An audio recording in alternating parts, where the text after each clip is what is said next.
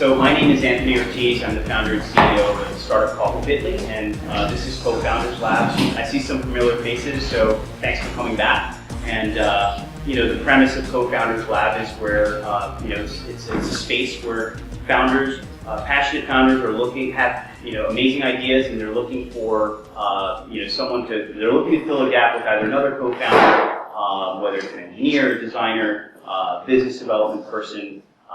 And so this is a place to do it.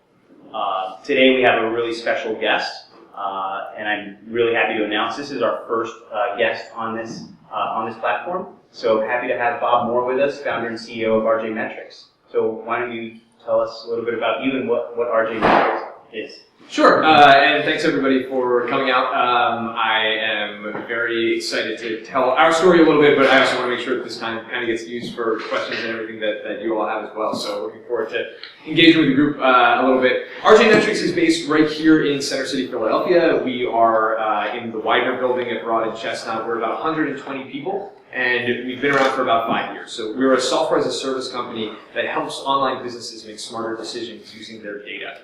Our customers are pretty much anybody who sells anything on the internet. So we work with hundreds of online businesses to help them consolidate all their data in one place, which is our cloud-based data warehouse. And then we provide them with this awesome front-end interface where they can go in and explore their data, access canned reports, and also answer ad hoc questions that they might not have been able to without that data warehouse in place. So it's extremely nerdy, but it's a lot of fun in my book, and we're having a good time doing it. Awesome. So if you're looking for engineers, no, I'm kidding. So why don't we start with, tell us, you seem to have accomplished a lot, and a lot of your projects, from looking at your blog, you did a lot of really cool things on your own. One is the Moraculator. The Miraculator. Jeez, I screwed that up. Okay, the Miraculator. Why don't you tell us a little bit about that? Because that's a really interesting project, and it was acquired, and you sold the algorithm, and talk a little bit about it. Super fun story. So this goes back to when I was in college. So I graduated from Princeton in 2006, and while I was there in the 2004-ish range, I was starting to take computer science courses, and I was starting to take probability courses, and there were a lot of things happening in the outside world unrelated to that were very serendipitous to that skill set, specifically the universe of online poker. So when I was a sophomore in college, a few things happened at once.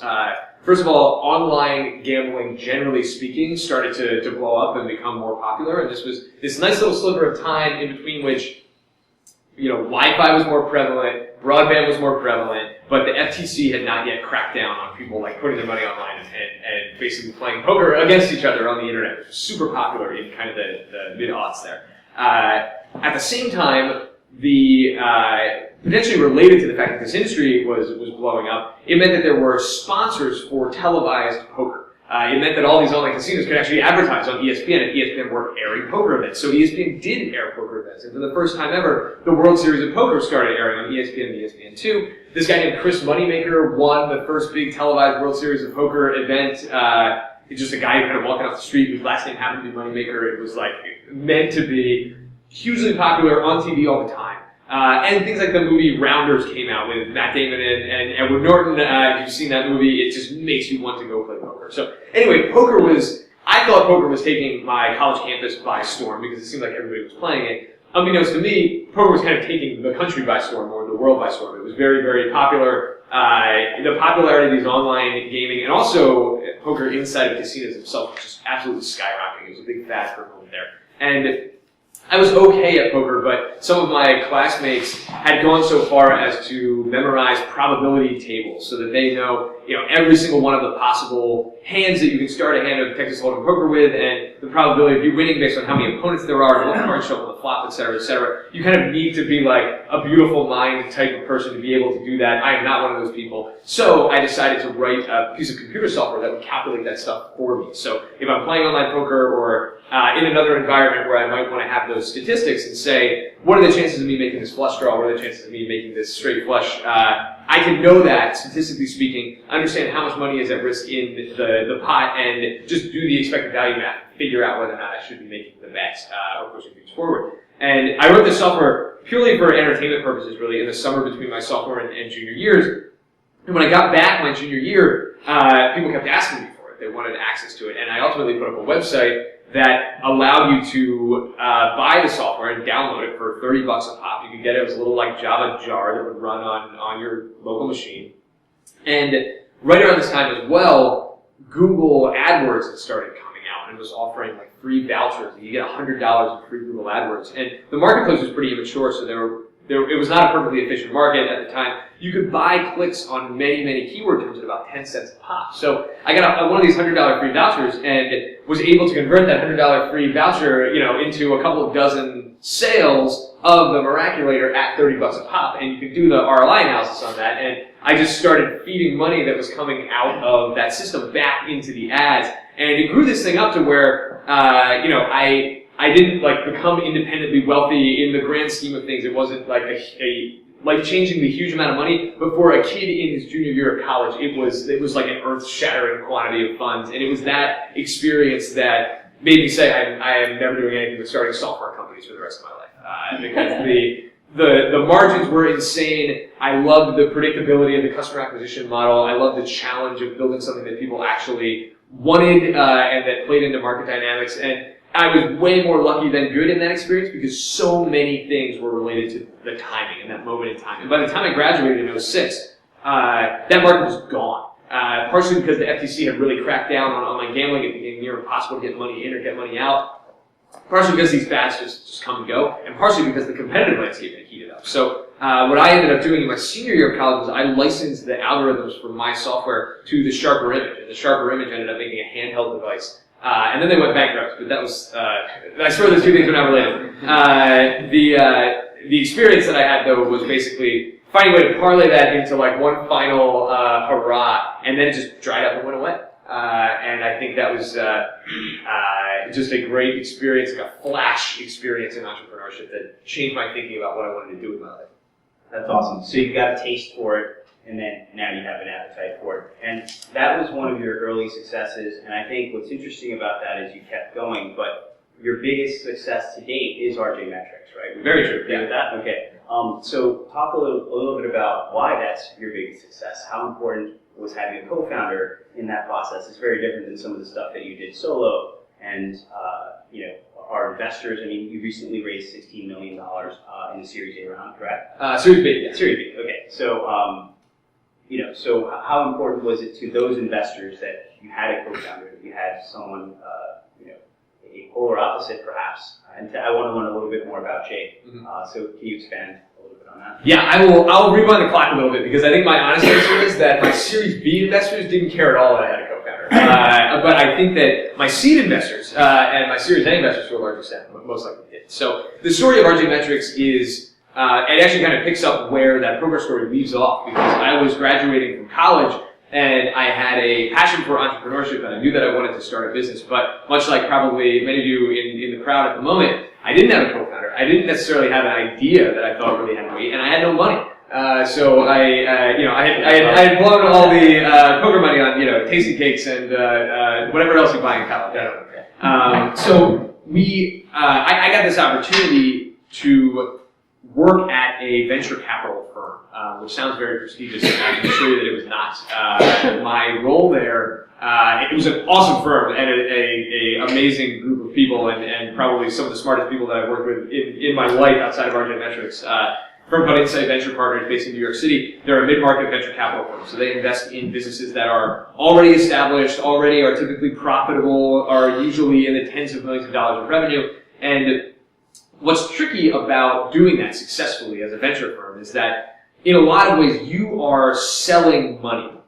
And that sounds like a really weird paradigm, but one of the biggest challenges in running a venture firm like that is finding businesses that not only meet your bar for how successful and interesting and high opportunity the business is, but also are willing to take on outside capital. Because if they're already profitable, or if they are already finding other mechanisms by which they can cash out, they don't necessarily always need liquidity. They don't always feel like they need money to finance and grow the business. So there's a little bit of salesmanship that's involved in actually being good at sourcing venture capital deals at that stage. So one of the things that many of the firms in the space do, but Insight was actually a pioneer of, is hiring really young, bright-eyed, bushy-tailed kids right out of college to hammer the phones. And show up to work in the morning, and over the course of a week, try to get in touch with 100 CEOs and have conversations about their businesses, how it's going, what the profile of the business is, how big they are, what their capital needs might be, etc. I've gotten one of those phone calls. Yeah, it's if you are running a business at any stage, you are constantly being bombarded by people from Insight and Summit and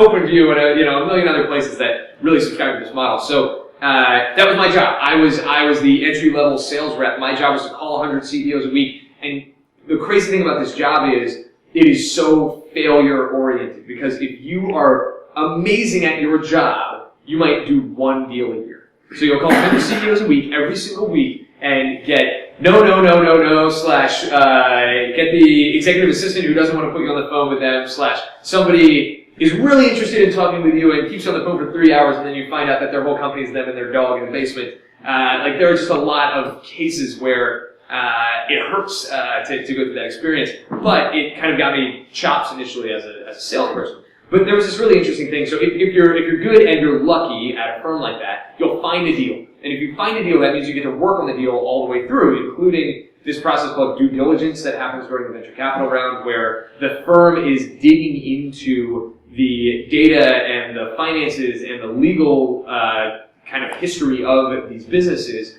to make sure that they actually want to put that money to work. So, there's kind of a term sheet stage where it's, okay, this on paper looks good. Then there's a due diligence stage where you really, really dig in and look for skeletons in the closet, and then you fund the deal. So, I was lucky enough to get to work on the due diligence process for a number of deals, and I kept seeing the same thing over and over again, which was that these companies, which by and large were extremely successful, growing at a really rapid clip and at a pretty scale, had way more data than they knew what to do with.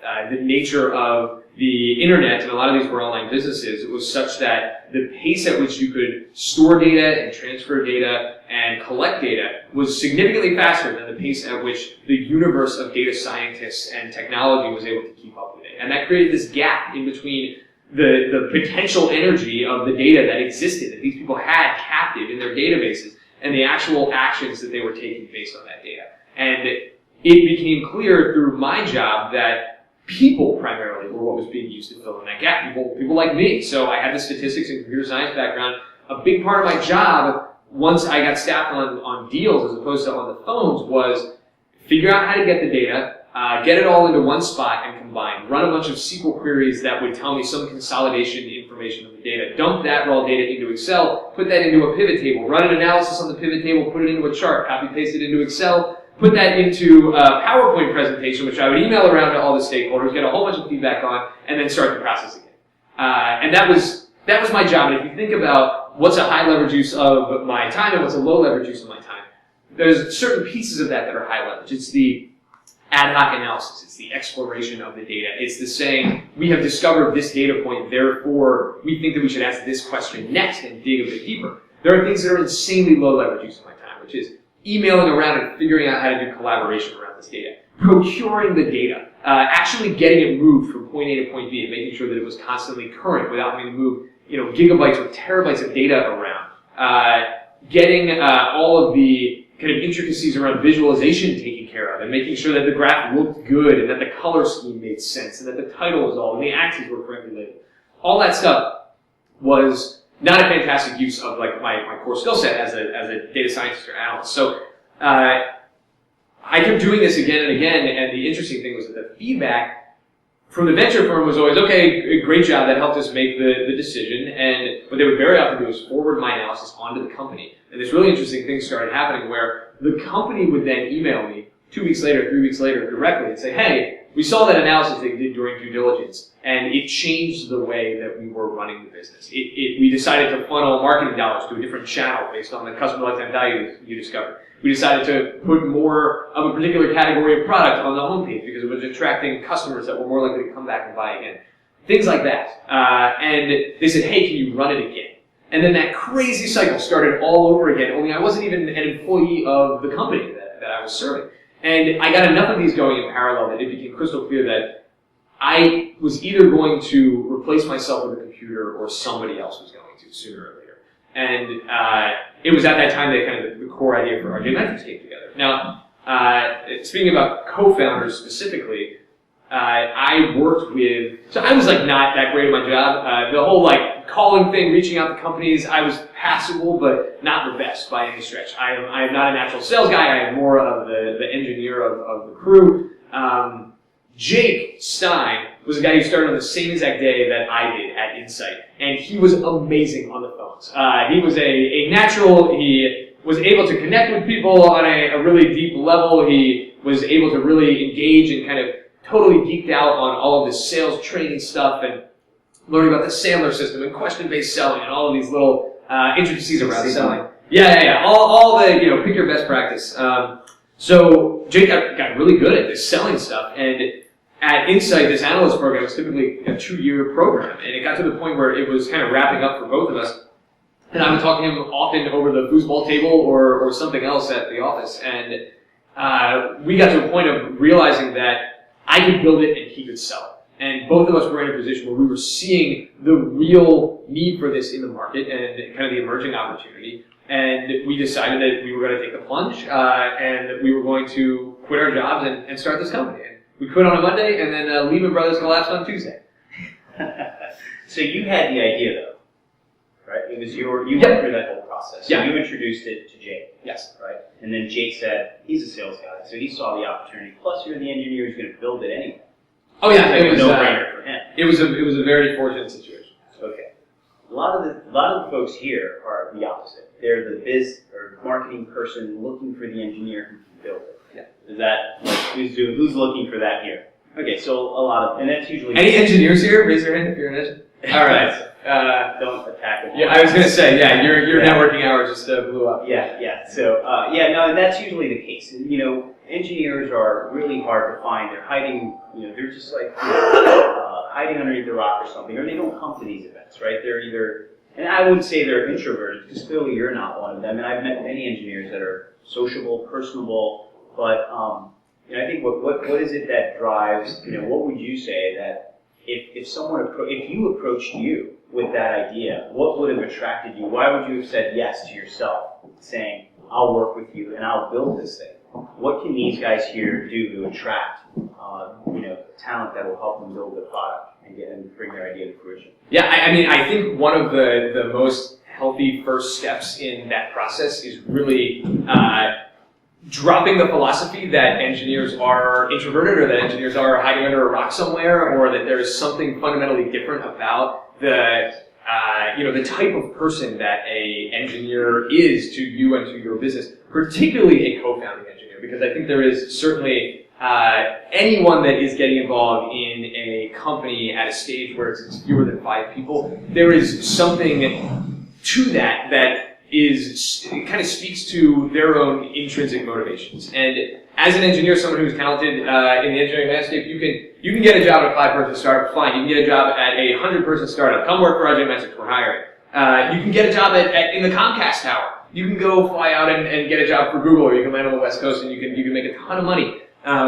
In order to be the kind of person that is going to go after an entrepreneurial event, there needs to be an interest, a fundamental interest in entrepreneurship. And I think that lends itself a lot more towards someone who has passions beyond just the technological implications of what might get built. Because of that, to me, and this to this day is still very true about the engineers that we hire and why we hire them and things that we screen for, there is something very meaningful to be said about intrinsic motivation and what people do when their mind is at rest, and how people choose to spend their time and invest in bettering themselves. And there's an element of that is become a better engineer. We love seeing it when people have their GitHub profile on their resume, and then you go there and there are all these crazy projects that are happening on the weekends. Great, but I love homebrewing just as much as I love seeing GitHub on there, because it says something about delayed gratification. The difference between homebrewing and playing video games is such a powerful difference in how people spend their spare time, because it means that there's a lot of work that's being put in on something that's a long-term project that might spoil, that might fail, but it ultimately tells you about your ability to nurture something and wait for a reward as a result of putting a lot of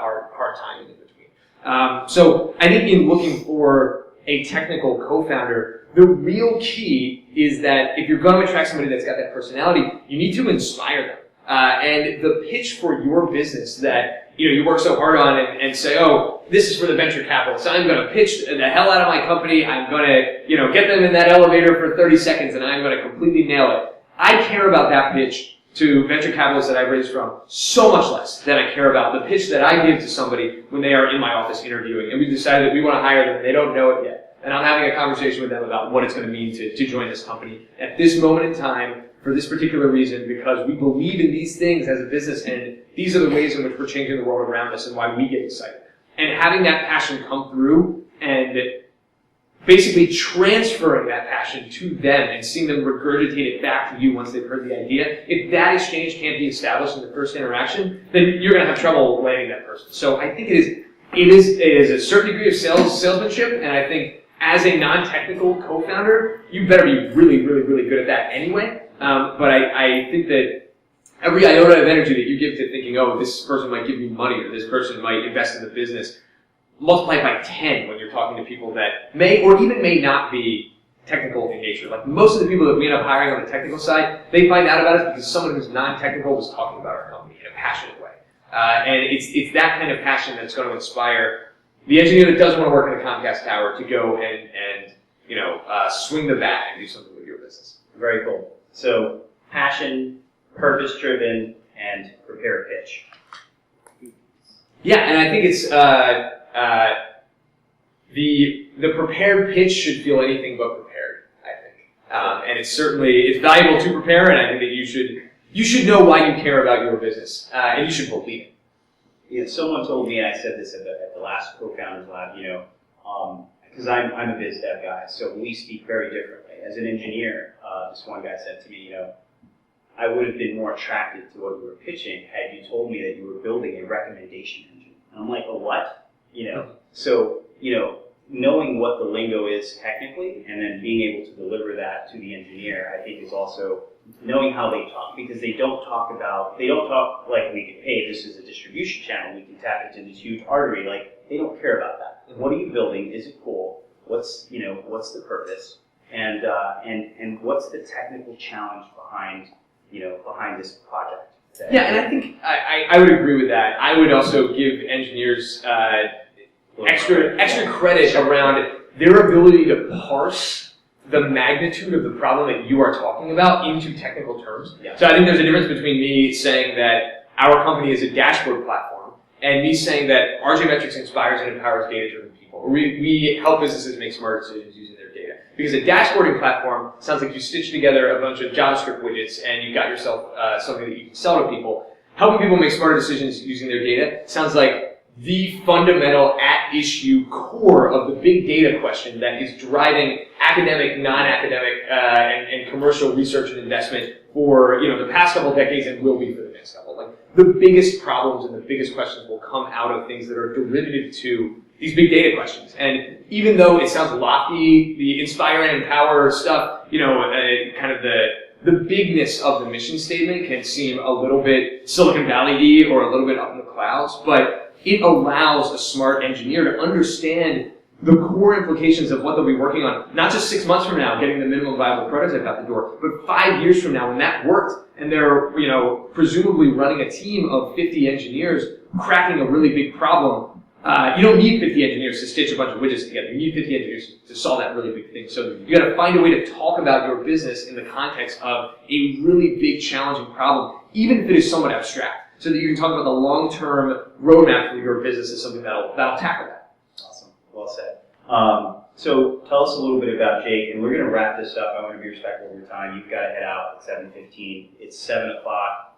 We'll go for another 5 minutes. Yeah, no problem. And then I want to open it up for them to ask questions, and then give them 10 minutes. So any questions that they have. So tell us a little bit about you told us how you met Jake. Told us how you came up with the idea. How did you structure a partnership? What came about that decision? Was the equity conversation something that happened in the first day? Expand on that a little bit. Yeah, so we talked very abstractly at first, and I think talked a lot more about the market and the vision and where the opportunity was, and much more strategic, much less tactical in those early days. And it was under, it's that thing where there's this saying, if you if you want advice, ask somebody for money. If you want money, ask somebody for advice. You can swap money out with a co-founder. Like, ultimately what happened with Jake was that I was talking to him to get his advice a whole lot. And that was really, honestly, some of my conversations with Jake were some of the formational conversations having to do with the vision for the business and where the opportunity was and how to pursue that opportunity. So I knew from those conversations, that was my way of vetting him. And then the interesting reciprocal of that was that those were the conversations where I was able to get him excited too. Before the conversation got broached about, hey, do you want to maybe do this together? Or hey, do you maybe want to move to Philadelphia, which was its own set of conversations.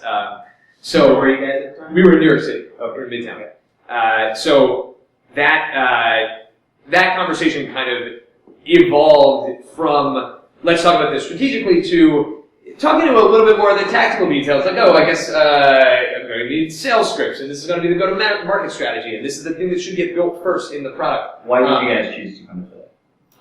Handful of reasons. For one thing, New York City is extremely expensive, and we wanted to bootstrap this business in the early days. We wanted to get to a point where we were able to have a dozen employees and get to $1 million in revenue without having to raise any outside capital. Because if you can do that, it puts you in a position that, having worked at a venture capital firm, we knew the implications of raising money early versus raising money later. And we wanted to raise money for a growth engine, not to prove out an idea.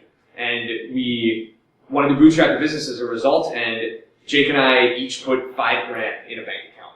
And that was the budget of the business. And our RJ Metrics survived for our first 18 months on that $10,000 plus the revenue we brought in.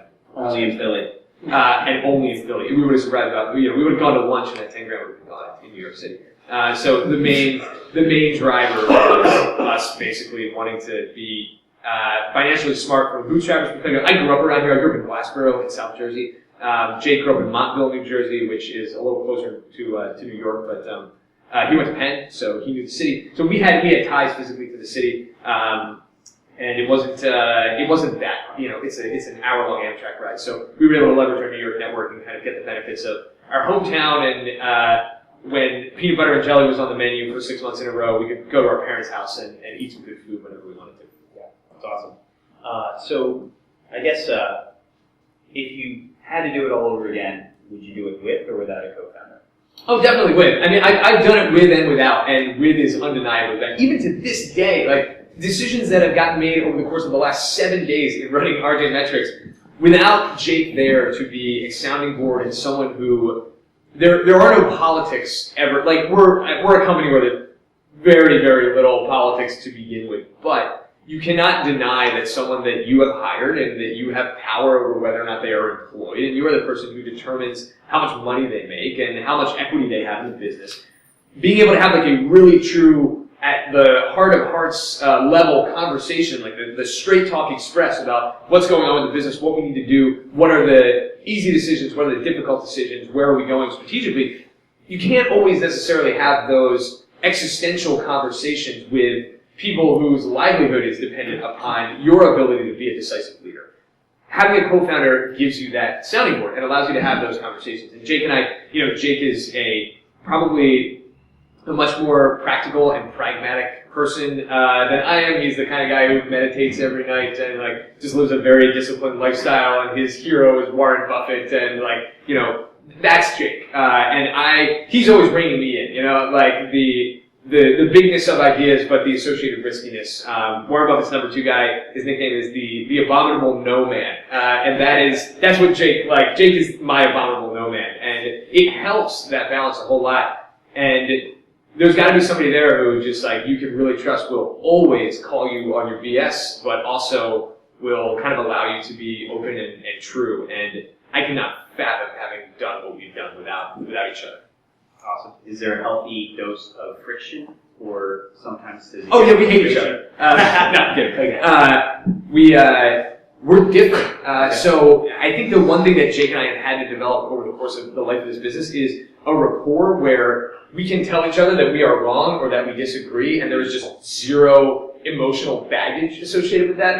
The clarity and directness of our conversations, if you saw behind closed doors, it is just there is never a tear shed over stomping on someone's dreams and great ambitions and ideas if it's in the interest of picking at it and like double clicking on it until you've zoomed in to the point where you find the flaw. And a lot of times you don't find a flaw, and that's kind of how the process happens for things that move forward. But we've really had to build a relationship with each other that is fairly unique and probably not like one that I have with any other human being. Awesome. That's amazing. So I'm going to open it up to the crowd here. Any questions for Bob? Anybody want to go first? Hey, I will real quick. So Bob, you're a smart guy. My friend Jake's from Penn, I believe, right? Yep. How do you guys manage as far as best idea wins mentality early on as co-founders? We've always been a very, very data-driven pair, and if you look at, and I think in some ways this was something that stretched out the growth curve of RJ Metrics in the early days because we insisted on having data for a lot of the decisions that got made. And like I remember arguments, we were based in my attic in Collinswood for the first 6 months or so of the company. And we had a 10 grand in the bank, and that was like all that we had. I can remember spending 20 minutes arguing over whether we should buy the 50 pack or the 500 pack of paper clips from Staples.com, because it's like the unit economics on the 500 pack are unquestionably better, right? But what's our cost of capital over the long term? Will we dispose of the 50 paper clips before we reach a point where we can have a funding milestone that might change our implicit cost of capital, meaning that like the time value of these paper clips is, and like that's the level of conversation and that's why, it took us, in the last 2 years, we've gone from 20 to 120 people. To get from 1 to 20 took us 5 years before the that. analytical piece comes from you, though, right? I think you'd be shocked. I think it is as much, if not more, Jake. I asked Bob to give you some feedback on my pitch deck because we're raising capital. And the level of detail and feedback that he gave me on this deck was incredible. But, I mean, it just kind of opened, it's a mind that it's truly interesting up there. It's like this guy really broke it down. And I think it's going to be super helpful in my ability to raise funding. So thank you for that. If there's any other questions, we'll, okay, great, right over here. So you've been bootstrapping something already. Yeah. And now you're looking to raise money, you're trying to build a team. How do you decide if someone's worthy of a co-founder versus just being part of the team? I think at that stage, so you are pre-funding and you are likely speaking to investors whose investment may even be dependent upon your ability to build a team around this idea. I would bet that anyone that you are excited about working with is probably worthy of a co-founder spot because of the implicit risk that is baked into their choice to be working with a business at this stage. And I think that puts a lot of onus on you to set the bar at a place that is high enough to create a certain level of worthiness. But I think it's going to be, presumably if you are in a spot where you're pre-funding, therefore you probably can't pay this person a whole lot of money, they are a part of the story that will be embedded in the fundraising and the financing of the business. Presumably they're capable of having real conversations about what the business is, why it exists, etc. That sounds like a co-founder to me. And I think I do see a lot of cases where expectations are not set well at the outset of conversations like that. Like I love the Gimlet Media podcast called Startup.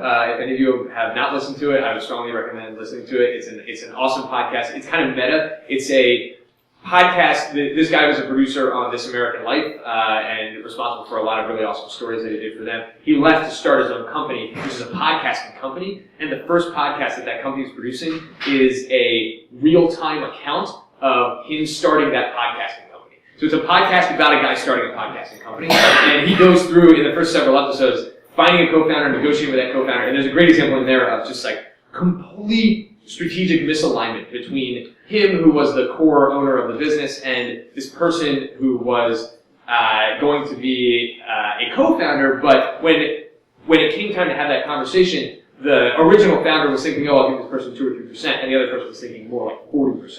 And spoiler alert, the way that it works out is that the person gets 40%. Because in most of these circumstances, you don't realize how valuable that person becomes until you have the threat of losing them from the conversation. And I think you've got to have a really high bar, but I also am a big fan of having co-founders, and if there's somebody really great, swallowing that pill should be something that you're okay doing. So that's where I gravitate toward, but they've got to be really good. So as a founder, you're juggling many different things, especially when you're just starting. How do you decide what's most important and where to take your time? So there are different tiers of this, I'd say. It's easiest and maybe cheapest to answer this question by saying the things that are definitely not worth your time. And there are a lot of those, and there are a lot of traps baked into running a startup. It is, on day one, when you are the only person at the company, or one of two, or a small group of people at the company, it's a very, very unique time because the strategic and the tactical both fall on your lap.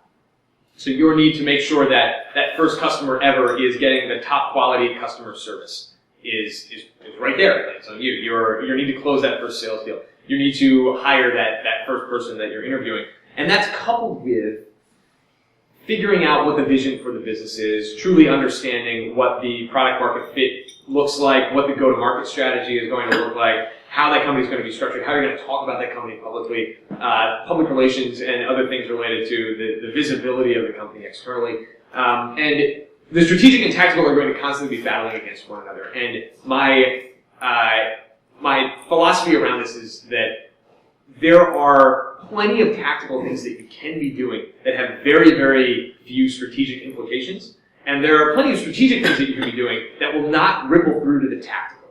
And like an example of a strategic only thing is arguing about how many paper clips you're going to buy. And there are like making sure that every single email, like you're at, I'm a big fan of Inbox Zero. I maintain Inbox Zero, but there's a big difference between living in your inbox 24/7 and doing like batch processing and being okay saying no to people and not taking calls from people that want to have conversations that aren't driving your big term strategic issues forward. Taking that call from the venture capitalist that you know is at a firm that is never going to invest in you because they have a higher bar, like all of that stuff. Just getting rid of all of it because it is tactical with no real strategic implications. And then on the flip side, there's all this stuff that is strategic with no real tactical implications. So you can be thinking really, really hard about,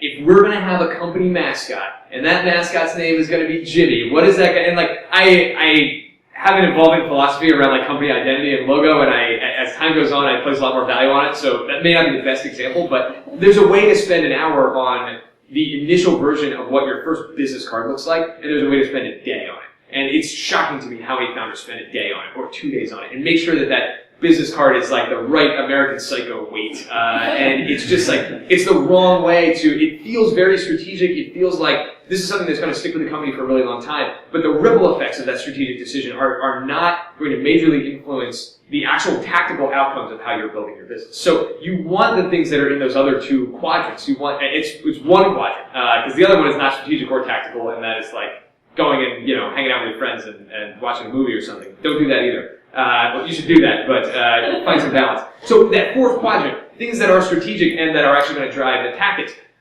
As a founder, do the sales calls. It may feel like a tactical thing, but you're going to hear from the market what people want, what the use cases are, what the pain points are, and that may influence your thinking about your go-to-market strategy or where exactly there actually is market pool or market demand. Things like that you can really say, this feels tactical, but it's going to help me craft my strategic vision, or this feels strategic, but I know how I'm going to change my behavior in the immediate term as a result of something like that happening. Like everything that you're thinking about spending more than 15 minutes on, spend 10 seconds and put it through that test. And if it's not in that upper right quadrant, then toss it. A guy recently told me spend 30 minutes on one-on-ones and with a whole team no more than an hour as a startup.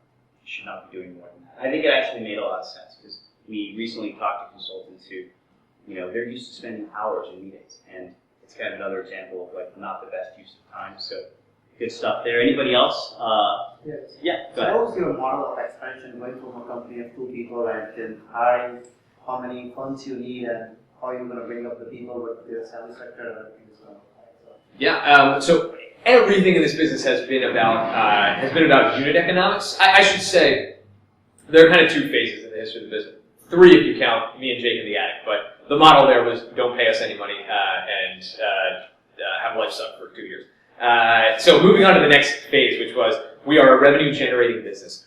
We had to make a very important decision, which was we were at a point where we had some proof of concept clients, and there were people using the product, and we were generating revenue as a result, and that allowed us to pay people salaries and bring them in the door. And we had a moment where we had to decide, do we want to hire a salesperson, do we want to hire another engineer? And we made the decision 10 times out of 10 for our first 10 employees that we were going to hire an engineer instead of a sales rep, because the enormity of what we were building required a very, very sizable development team that was very focused on solving a problem that was more than just at the surface level. That was kind of a long-term, bigger picture thing that required a whole lot of technical investment to pull off well. And this was a decision that was also coupled with the confidence that if we hired a salesperson, we would get people onto the product who would not be satisfied with it. And there's a big difference between people that were seeking us out, that Jake could close like popcorn and it would generate more revenue, and having sales reps proactively going out, knocking down doors, promising things, and then having people onboard into a product that honestly, in those early days, was pretty choppy as an experience, miles away from where it is today. So we decided to hire engineers in that period. It was completely revenue driven. Every time we had enough money to hire another person, fortunately we're a recurring revenue model, so it was highly predictable, so we were able to feel very confident in having the salary be there. Then we started raising venture capital, and everything became about unit economics. This formulation of the SaaS, the software as a service magic number, which is ARR over CAC. So the annual recurring revenue that you acquire in a quarter divided by the cost of acquiring a customer. And that ratio basically tells you how long it takes to get paid back on acquiring a new customer. And the reason why Salesforce.com, despite being a multi-billion-dollar publicly traded company, has literally never turned a dollar of profit. And if you look at all the IPOs last year, New Relic, HubSpot, Box, Zendesk, every single one of them has raised hundreds of millions in venture capital and still hemorrhages money to this day. It's because of that ratio. It's because they have figured out a way to put $1 out and get more than $1 back in, but that more than $1 back in comes in over time. And they're able to get a return on that dollar invested in customer acquisition that is better than market returns, that is better than any of their private equity investors could do by putting their money into real estate or into bonds or into any other type of asset class. But you need to invest the money up front in order to do it. So our model has shifted from being a bootstrap, let's get the product built model, to let's look at the unit economics of customer acquisition. We know that we can spend $10,000 today and acquire one new customer who's going to pay us $1,000 a month and is going to stick around for at least 2 to 3 years. So $10,000 out today. In month 10, we've broken even on them. In month 20, we've doubled our money. In month 30, we've tripled our money. And if we're lucky, they stick around for month 40 and 50 as well. That's great until you get into a position where you realize that you can acquire 100 customers tomorrow, and you need $1 million in order to do that. And that's why these SaaS models become so venture dependent. So everything that we do around hiring now revolves around that CAC number. So if we are hiring new sales reps, if we're bringing in new people in the marketing department, if we are servicing people, ARR sometimes is discounted by gross margin, so the money that you spend to service people. That equation gets shifted by the bodies that we hire, and we need to make sure that we keep that ratio in a healthy spot. So everything that is a hiring decision that gets made is justified based on its influence on the ARR or CAC decision. And we continue to hire engineers just because it's an accelerant to our ability to acquire and convert more people, because as the product gets better, you get more customers. Does that make sense? That was a super nerdy answer, sorry. That was a great answer. It's 7:20. Just wanted you to be aware of that. I can do one more. Okay. So, anybody else have a final question? Last question? Thank you. Okay. You said you're continuing to hire more and more engineers. Depending on what stage you reach, are you going to start looking at bringing on people to formalize requirements? I mean, how do you spread out that work, translating the vision to engineering it? Yeah, very timely question. So last month we hired a VP of product, and I think the one thing that has emerged in our business that probably took a little longer than it does in other businesses is the distinction between a product team and an engineering team. Historically, product has just sat on the shoulders of myself and my co-founder. And this is pretty common in startups, where the decision of what to build that is influenced by market dynamics, by data about who's out there buying, by data about the competitive landscape, etc., that lives in a different place than the people who decide how to actually implement that. and what the requirements are, and specifically how to execute against it, quality control it, and release it out. So the product team for us owns everything leading up to the point where the thing gets built, and then picks it back up again after it's built in terms of releasing it. So they own product marketing, internal communications, internal training, documentation, all of these things around the fringes that are absolutely critical and important. And of course, they also own what to build, which is a really big question. So we've got a VP of products who runs that. He reports to Jake and myself, and the three of us kind of form the brain trust of what to build next. But his job is to make sure that we have our hands on all of that data and other information. So it took us a long time. It took us until we got to 100 people to actually acknowledge that product is something worth independently investing in, outside of just hiring an army of engineers to build the stuff that Jake and I think is the right stuff. And for a data-driven company, that sounds kind of weird, but a lot of this stuff is there's soft data and hard data, and I think we've used soft in a lot of cases. So now that's kind of the answer to your question. Cool. Thank you so much, Bob. Yeah, my I really pleasure. appreciate it. This was really helpful.